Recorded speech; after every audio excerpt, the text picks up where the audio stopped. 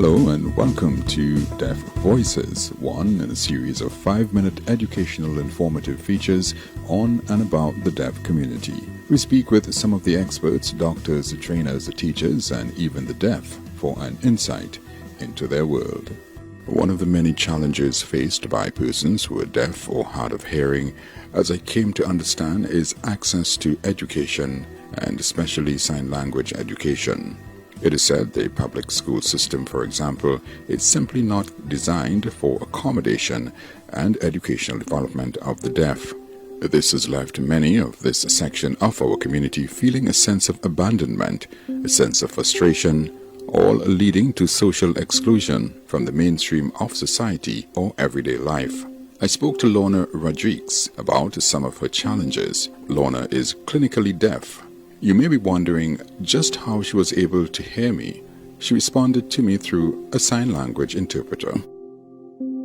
One of the experiences that I have is that, deaf people always have challenges with their education. That is an experience that continues. It's something that I can't be proud of. So let's say, for example, deaf children would write essay or they write common entrance, and I would like them to go further. But the experiences that I have with my son and with my daughter, the education system has me so frustrated. Sometimes you look at they spent so many years in school, and for them to get a good job now, it's so difficult. And they keep sending deaf people to the same schools over and over, and nothing is really changing. So that is an experience that I would not forget easily.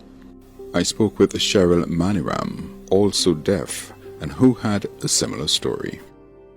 Because sign language is a need for deaf people in any situation, whether it's in a hospital, in a bank, and most especially for education, we would really, really want more support for sign language. There's no person who knows sign language there. We have to write, we have to try to communicate, we have to, sometimes the sentences that we pick, people don't understand them, and it's a big challenge for us. So if more people would learn sign language, we would have clarity in expression and in receiving information from other people as well. And Brian Rodriguez, who felt the deaf should also have a place in information communication technology education. Trinidad and Tobago needs to have more technology to support the deaf community. There are so many old things that people are using, but deaf people could have a lot more access in schools.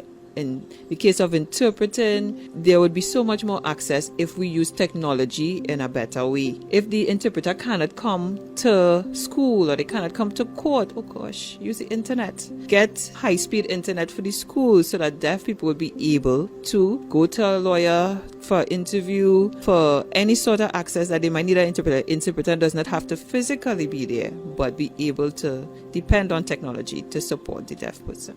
Maniram, Lorna, and Brian, they're all speaking with me through interpreters.